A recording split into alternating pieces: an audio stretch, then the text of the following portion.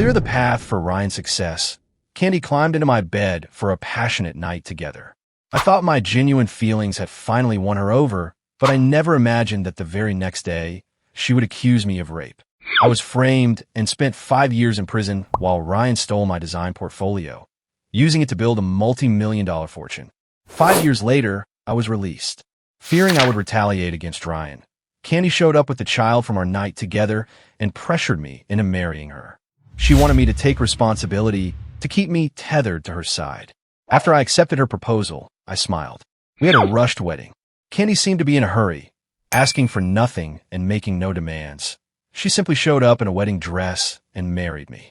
Oh, and trailing behind her, holding the train of her dress, was a little boy named Hayden Peterson. Candy claimed he was my son, the result of our one night together 5 years ago. She said that after I was imprisoned, she had nowhere to turn, so Ryan stepped in to help. He put the child on his birth certificate and even gave him his last name. I wasn't particularly shocked to hear it. After all, this was the woman who had sent me to prison. Nothing she did could seem outrageous to me anymore. 5 years behind bars. Branded a rapist, I went through hell in there. I never imagined a place could exist where every single second felt like an eternity. During my first year, the old-timers took turns beating me every day. They knew I was in for rape and despised me for it, so they were all eager to teach me a lesson. I ate meals tainted with filth, was frequently burned with cigarettes, and lay awake tormented by pain in the dead of night. No one knew what I endured. I was so desperate I wanted to die, but even death was a luxury I couldn't afford. By my second year, I had wasted away to skin and bones, with no will to live. I had to be revived 4 or 5 times just to keep me breathing. A guard made an exception and arranged for a therapist to see me.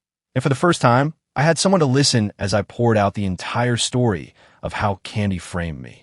When the old-timers heard my story, their attitude toward me began to shift. Life slowly became more bearable, like a ray of sunshine finally piercing the darkness. But it could never completely erase the shadows of my past. I had no evidence to overturn the conviction. The fact was, I had been tricked into sleeping with Candy, and they found my DNA on her. As long as she stuck to her story, I was defenseless. Nothing I said could clear my name. Eventually, I came to accept it. After 5 years of suffering, I was finally free. I never imagined I would end up married to Candy, let alone have a son. The whole situation felt surreal. Our wedding was simple, with fewer than 5 guests. Everyone was wary of me, the ex-con, the rapist, avoiding me like the plague. They shot Candy looks of pity and compassion, as if I had forced her into this marriage. I just smiled without a word, my calmness unsettling. When the small crowd dispersed, the house was left in a state of disarray. I savored the rare moment of peace, quietly cleaning up the mess in the living room. As I approached the bedroom door, I overheard Candy and her son speaking in triumphant tones. "Hayden, wasn't I right? All I have to do is act a little sweet, and your dad will do whatever I say. I know your father so well. The man has no pride because he's so in love with me. He even did 5 years for me. Whether he loves me or hates me, I'm the only one on his mind." Hayden grunted, clearly displeased. Peeking through the crack in the door, I saw him counting the cash I'd given him in a wedding card. He was obviously thrilled with the money, but his face was a mask of disgust. "He's not my dad. His name is Sonny. I am Hayden Peterson. My dad is Ryan. Mom, are you drunk?" Candy immediately started scolding him. "Didn't I tell you? You have to call him dad to his face. What's wrong with having another father? He'll spoil you and give you more money. You like that, don't you? And besides, this dad of yours comes from a wealthy family. He's got a huge inheritance coming to him, and eventually, all that money will be yours, right?" Thanks to Candy's lifelong focus on money, young Hayden was already obsessed with wealth. The moment he heard about my inheritance, his eyes lit up. He was surprisingly mature for his age. After counting his money, he went to his own room, leaving the master bedroom for Candy and me. I waited until late to go into the bedroom. Candy was still awake, and she coiled around my waist like a snake. The moment she touched me, the memories from 5 years ago flooded back, sending an icy chill through my entire body. It was a feeling of utter despair, like being plunged into a bottomless ocean, suffocating me. I recoiled, pulling away from her touch. "It's been a long day. Let's get some rest," I said. Candy pouted, her eyes glancing down. Don't you want to? It's been 5 years since you've been with a woman. Her seductive tone was disorienting. She had used that same voice to deceive me 5 years ago, making me believe I had found true love. I'd had a crush on her for 4 years, only for it to end like this. She didn't know that 5 years in prison had taught me the art of restraint. The special treatment from the old-timers during my first year had left me with serious physical issues. I had lost all desire. Seeing my hesitation, Candy mistook it for shyness and reached out to undress me. I made an excuse about having work to do and left her alone in the bedroom.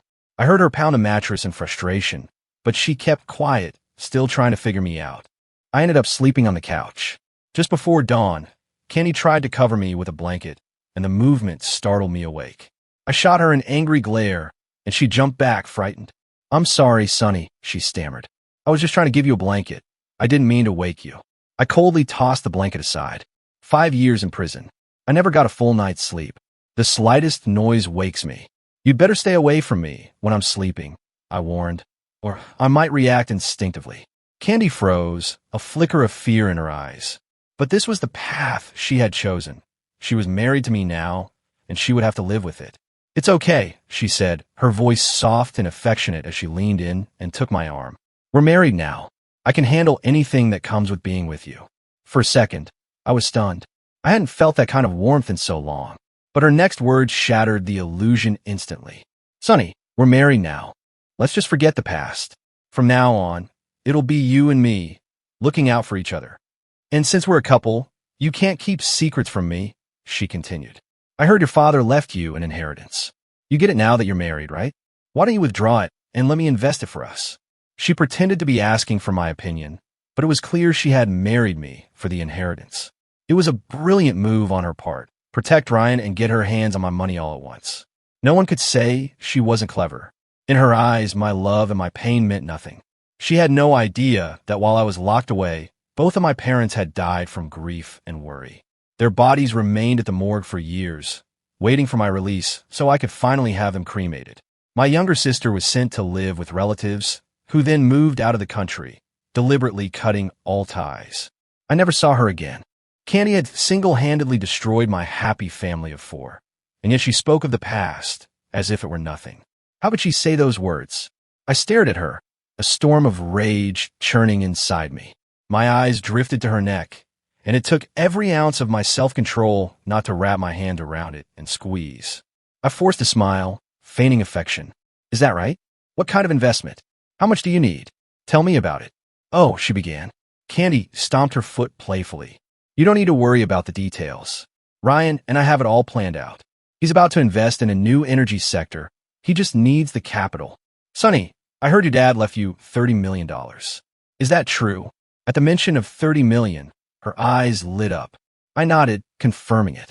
"Yes, probably more than that by now. It's been collecting interest in the bank for years, so it's likely grown by a few million." "That's even better." Candy was practically bouncing with excitement.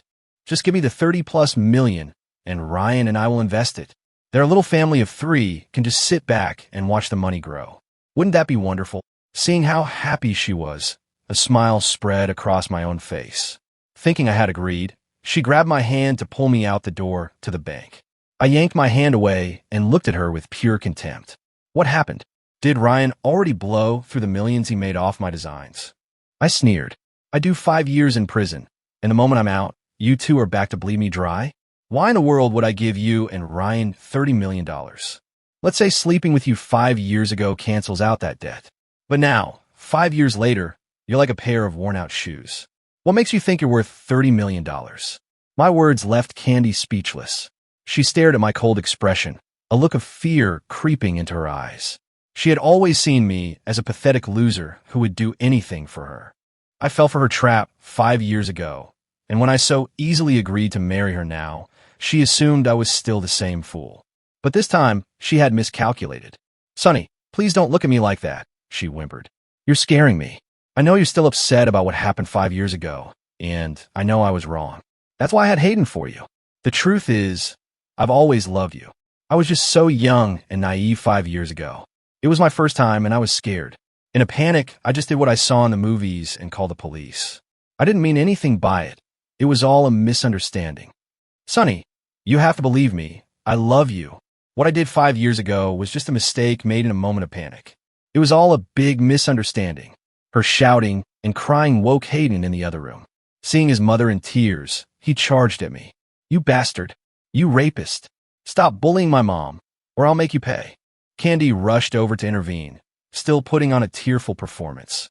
Stop it. Hayden, you can't talk to your father like that. Hayden glared at me and kicked me hard in the knee. His expression, his temper, he was the spitting image of Ryan. I couldn't see a trace of myself in him. Oomph. I'll kick you to death, you monster, he yelled. I already called my dad, Ryan. He's on his way over right now. The two of them, mother and son, put on quite a show for me. A short while later, Ryan burst in, furious. Candy, now frantic, turned on Hayden. Hayden, don't you know he's been in prison? He's a hardened criminal. What if he beats your father, Ryan, to a pulp? Did you forget everything I told you last night? Why would you call Ryan? You're just making things worse. Hearing her words, I let out a bitter, self-mocking laugh. Even now, all she could think about was protecting Ryan. I angrily threw the door open, hoping things would escalate. Ryan stormed in, fists clenched, and started shouting in my living room. Sonny, are you even human? He roared. You're the one who screwed up, so why are you taking out on Candy? She only married you out of pity. She went through hell to have your child, endured 5 years of judgment from everyone, and she never once complained. She did it all for you. And what do? The moment you're out, you treat her like this? Are you a man or an animal? I looked at the two of them, a perfectly matched pair of shameless liars, and almost laughed out loud. I swept a glass off the coffee table, shattering it on the floor, and finally unleashed my rage on them. And what does that make you two? You conspired to send me to prison for 5 years, stole my designs to build your fortune, stole my luck, and ruined my life. What right do you have to stand here and lecture me? Don't think for a second I don't know whose bastard Hayden really is. You think you can pin him on me? Make me raise the product of your shameless affair. Do you really think I'm powerless against you? Do you really think you can get away with this forever? Hearing me call him a bastard, Hayden ran, crying into Ryan's arms, clinging to him and yelling, Daddy. Kenny tried to smooth things over, but the moment she opened her mouth, I felt sick. Sonny, don't get so worked up. You got it all wrong. It's not what you think, she said. You're being paranoid. Maybe those 5 years in prison did something to your mind. But don't worry, I won't hold it against you. I'll even go with you to see a doctor. I was done pretending. If you feel so sorry for her, I said bluntly, then we can get a divorce. You could take both of these problems off my hands. I was just wondering where to get rid of them. Ryan feigned outrage, but I could see a smile he couldn't suppress. Sonny, is marriage a joke to you? You want to divorce the day after the wedding. What about Candy's reputation? How is she supposed to face anyone after this? You call yourself a man? Don't you know that as your wife, Candy is legally entitled to half of everything you own? Your inheritance, this house, all of it. If you want her gone, you'll have to give her half your assets. And there it was, the real reason for this whole charade. They had been waiting for me to walk right into their trap, but they had no idea I had laid a trap of my own. They were so eager that they revealed their entire plan the day after the wedding, not even giving me a chance to play along. Candy could barely contain her smirk, but she still managed to squeeze out a few tears and put on a pitiful act. Sonny, I'm your legal wife now. We're married. How can you just throw me out? But the law is the law. Everything you have is now our shared property. If you kick me out, I get half. And Hayden gets a share too. But, she added, if you want to stay married, I'm fine with that. Just give me the inheritance to invest, and you won't have to worry about a thing. Their scheming was so obvious you could hear it from space. Did they really think I was that stupid? Their eyes gleamed with triumphant greed. They were being polite for now, but they might as well have had their hands around my throat, demanding the money.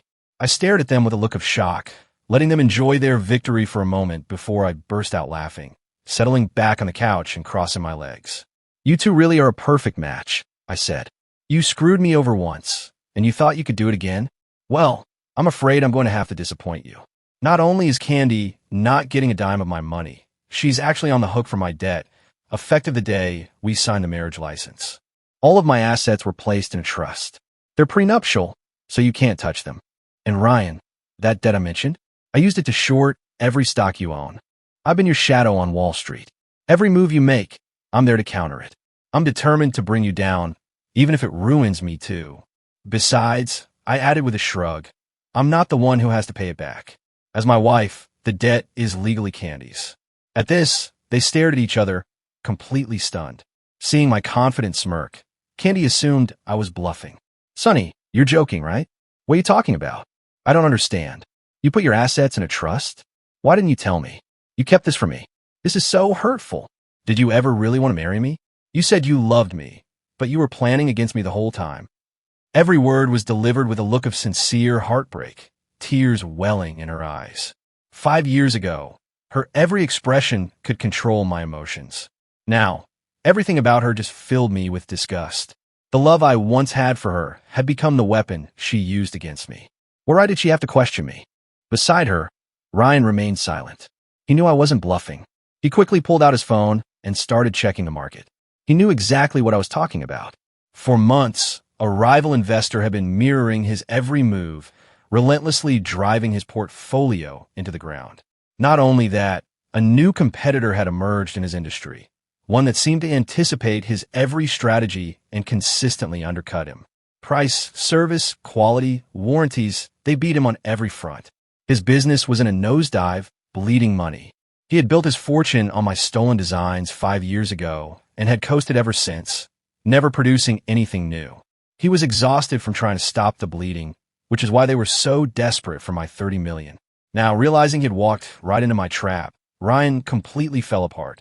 All his smug cleverness dissolved into pure, disbelieving rage. Impossible. This is impossible. How do you know all this? He yelled. Stocks, investments, business strategy, how? You just got out of prison. How could you have planned all this so quickly? Suspicion dawned on his face. He turned and, without a moment's hesitation, slapped Candy hard across the face. She stumbled back, stunned. You hit me. Damn right I hit you. Tell me, were you visiting Sonny in prison behind my back? Did you tell him everything about my business? You sent him to prison 5 years ago, and you've been whining about feeling guilty ever since. You must have developed feelings for him after that night, didn't you? You're so two-faced, you pathetic slut. You put him away, and then you sneak off to visit him? You're disgusting. Ryan was completely losing it, his face red and beaded with sweat. Candy clutched her cheek, tears streaming down her face, a mix of hurt, anger, and sadness. Ryan, how can you say that? After everything I've done for you, you know how I feel. I did everything for you. I framed Sonny, sent him to prison for 5 years, and gave you his designs. It was all for you. How can you turn on me now? Hayden ran to his mother's side, hugging her protectively. Daddy Ryan, how could you hit my mom? The boy cried. You're not supposed to hit women. You promised you'd love her forever. How could you do this? Bah! Ryan spat on the floor, completely unhinged. He paced around the living room like a caged animal. It's your fault. This is all your fault. You've ruined me. If you hadn't come up with this stupid plan to marry Sonny, my company would still be fine. You walked right into his trap, and you dragged me down with you. 5 years. I spent 5 years building that company, and you destroyed it. In his despair, Ryan snapped. He lunged at Candy, grabbing her by the throat and shaking her violently. His face was a twisted mask of rage, his eyes bloodshot, and he kept screaming at her. He kept screaming about his 5 years of hard work, all gone because of her. It was laughable. What hard work? He stole my luck, my life, my future. Everything he had was stolen from me, and it was long past time for him to pay it back. Candy was finally seeing Ryan for who he truly was, and their twisted partnership was imploding. It had just taken her far too long to see the truth, and by now, he had already ruined her life. As I watched Candy's face turn purple in Ryan's grip, I felt nothing. In fact, a part of me wanted to applaud. I had felt that same brush with death countless times during my 5 years inside. Did she have any idea? With the last of her strength, she reached a trembling hand toward me, silently pleading for help. Hayden saw it too and started beating on Ryan's legs, but Ryan kicked the boy away without a second thought. The boy landed at my feet. Crying, he crawled over and wrapped his small arms around my leg. Daddy, Daddy, please help my mom. She's going to die. Please help her. Daddy, please, save my mom. I'm begging you. Daddy, Daddy. He kept repeating the word, his tears and snot soaking my pants, and for a moment my heart wavered. But the feeling was gone as quickly as it came. I shoved the boy away and landed a hard kick on Ryan. That's enough. If you're going to kill each other, do it outside. Don't die in my house. Now get out. Everything you've said has been live streaming for the whole country to see. Your 5-year affair, your conspiracy, the truth you've hidden for 5 years. It's all out now. The police will be here for you shortly." While they stood there in shock, I threw them out. Candy kept pounding on the door, begging, so I called building security and had them removed. 3 days later, Ryan's company was seized by the authorities. 2 weeks after that, what little was left of his bankrupt company was transferred to my name. And my design portfolio, the one that had been stolen for 5 years, finally had my name on it again. A month later, Ryan was sentenced. He was convicted of profiting from intellectual property theft, with a sentence based on 5 years of illegal earnings. He was heading back to prison. Worried he might have it too easy, I paid a visit to some of the old-timers still inside, asking them to take good care of Ryan for me.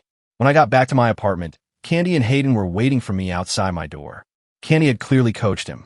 The moment he saw me, Hayden ran over, crying, and threw his arms around me, calling me daddy over and over.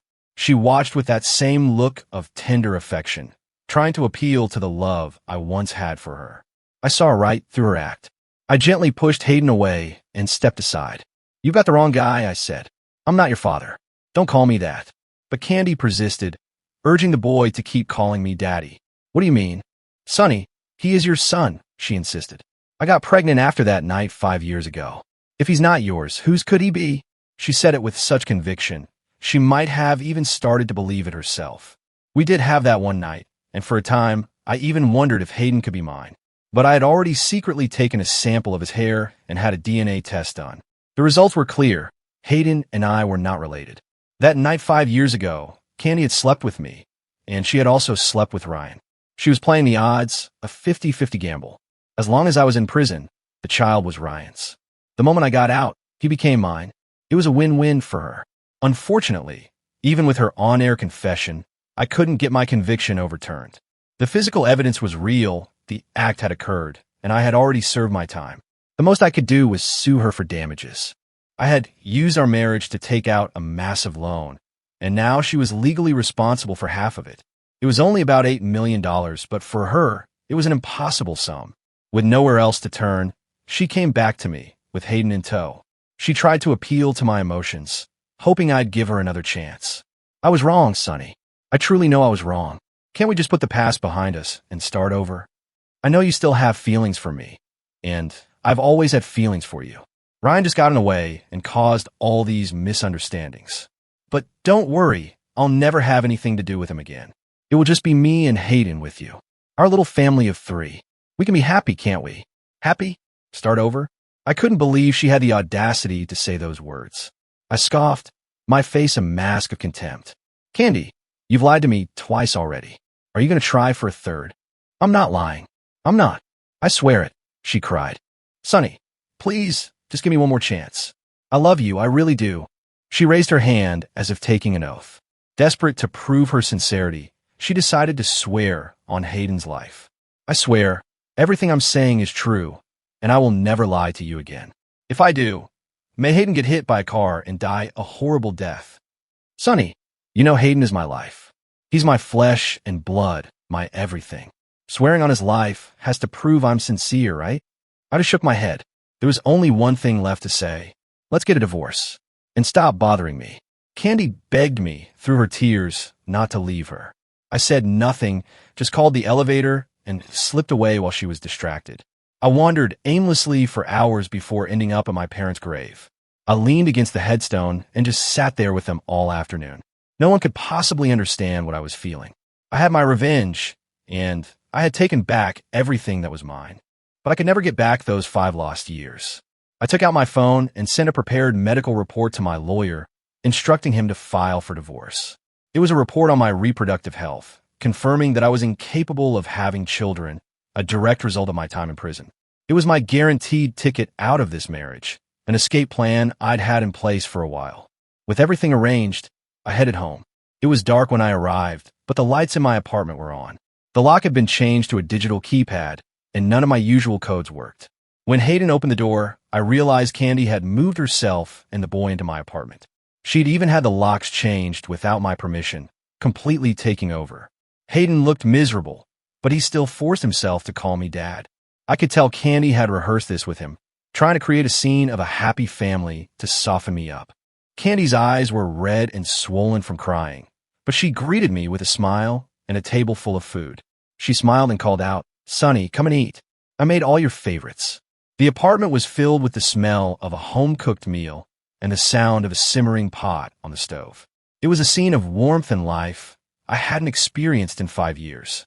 I walked over in a daze and stood numbly beside the table. God knows how many times I had dreamed of this exact moment. 5 years ago, my only birthday wish was to marry Candy, to share every meal, every season, and my whole life with her. Now that day was finally here, but I felt no joy. Seeing me frozen, Hayden tactfully brought me a bowl of rice, holding it with both hands. "Daddy, eat," he said. His voice was small and childish, but his eyes were filled with fear. I looked at him for a long moment before taking the bowl. Candy, thinking I was finally softening, rushed over with a hopeful, fawning smile. "Sonny, eat while it's hot. The soup is almost ready," she said cheerfully. The next second, I upended the bowl onto the table and smashed it to the floor. "Get out!" I slammed my fist on the table, shaking with rage. I noticed then that she had cleaned the entire apartment, making it spotless. But the 2 ceramic urns I kept in the living room were empty. Their contents were gone. I roared, shoving Candy to the floor. "What was in those urns?" "I screamed to her." "Where is it?" She looked up at me, trembling, and Hayden cowered in the corner. I threw them out," she stammered. The place was a mess, and the urns were dusty, so I was just cleaning up.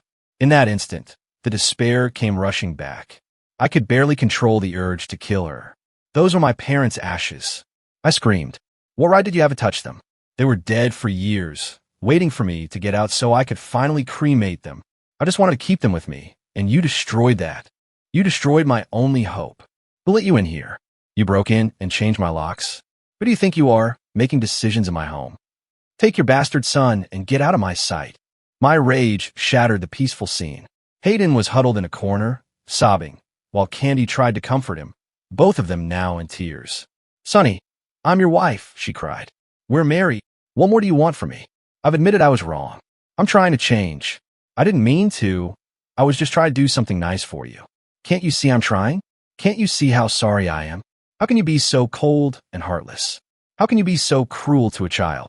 Hayden and I are trying so hard to please you. Can't you see how desperate and sad we are?" I looked back at them and could only laugh at the absurdity. "Candy, stop testing my patience. And stay out of my sight. You sent me to prison for 5 years. You have no idea what I went through in there, so don't you dare ask for my forgiveness. I don't care if you're pitiful or desperate. That has nothing to do with me. And when my parents' ghosts come to haunt you, your fate will have nothing to do with me either. You are both despicable." Amid her sobs and protests, I threw the divorce papers and my medical report on the table in front of her. She glanced through them, her eyes widening in shock when she saw the medical report. I told her plainly, 5 years ago, I went to prison as a convicted rapist. I was tortured so badly I wished I was dead. It left me with permanent damage, with scars and pain I'll carry for the rest of my life. This is all your fault, Candy. You're the one who destroyed any love I ever had for you. Marrying you was just a means to an end. Now we're even. Stay out of my life." She broke down completely, refusing to sign the papers, saying she could never pay off such a massive debt on her own with Hayden to care for. I smiled and suggested she find another man to trick, but she just spouted more lies about how she would love only me and spend the rest of her life making it up to me. I'd heard enough. I called security to escort them out, then called a locksmith and had every lock in the apartment changed. I thought that would be the end of it, but 2 weeks later, she was back. It was a rainy afternoon. I was packing my bags, planning to move to another state for a job. I didn't want to stay in this city any longer and had already listed the apartment for sale. Suddenly, I heard a loud thud from the balcony. I went to investigate and was shocked to find Candy standing there. She was soaking wet from the rain, looking haggard and desperate. I have no idea how she convinced my neighbor to let her do it, but she had climbed over from the adjacent balcony. "Are you insane?" I asked, stunned. "We're on the 16th floor. I am insane. I never thought I'd do something this crazy," she said with a bitter smile. "Sonny, I came to tell you that I won't sign the divorce papers. I really do love you. It's not about anything else now. I just want to spend the rest of my life making up for what I did. I want to be with you. You probably think this is about the money, about securing a future for me and Hayden, that I'm just pretending to love you so I can cling to you. But I really do love you. When a woman is willing to commit her life to a man, to marry him without a second thought, there has to be love there. I'm not asking you to forgive me. I'm just asking for a chance to show you my heart is true, to show you that I love you. I want to spend the rest of my life with you, loving you. She confessed with such sincerity, her eyes filled with a tenderness that looked just like unrequited love. She said she didn't expect anything in return, just a chance to prove her love for me. For a moment, my mind went blank. I didn't know what to think. But I felt no love, only an ice-cold hatred that ran deeper than it had 5 years ago. Just then, Candy's phone rang. It wasn't on speakerphone, but in the quiet, empty apartment, the voice echoed so loudly I could hear every word. Is this Ms. Candy Miller? Do you know a Hayden Peterson? Are you his legal guardian? You need to come to Chicago General Hospital immediately. Hayden Peterson has been in a serious accident. He's lost a lot of blood, and his lower body was crushed by a vehicle. His condition is critical. Hello, Ms. Miller, can you hear me? Hayden's condition is extremely dangerous. The pediatric specialists are all here, but we need your signature to proceed with the surgery. Candy stood frozen, staring at me, completely lost. But my mind was crystal clear. I saw right through her lies, her so-called sincerity.